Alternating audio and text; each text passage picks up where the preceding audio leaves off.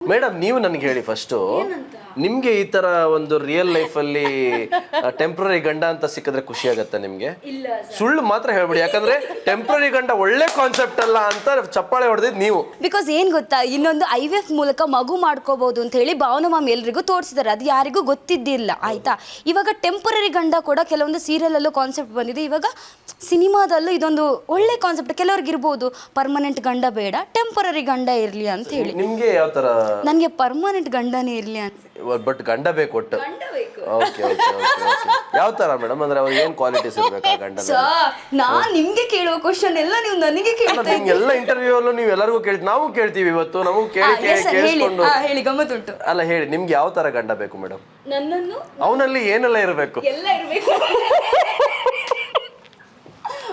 Madam. Interesting ಇದೆ, ನಂಗೆ ವಿವರಿಸಿ ಮೇಡಮ್. ಇದೇನು ನಾನು 10 ಮಾರ್ಕ್ ಕ್ವಶನ್ ಕೇಳಿದ್ರೆ ನೀವು 1 ಮಾರ್ಕ್ ಉತ್ತರ ಕೊಡ್ತಾ ಇದೀವಿ. ಎಲ್ಲ ಇರಬೇಕು, ಅದು ಇರುತ್ತೆ. ಹುಡುಗನಿಗೆ ಏನೆಲ್ಲ ಇರಬೇಕು, ಆ ಕ್ವಾಲಿಟೀಸ್ ಎಲ್ಲ ಇರಬೇಕು ಅವನ ಹತ್ರ. ಅದೇ ಇಲ್ಲ ಅಂದ್ರೆ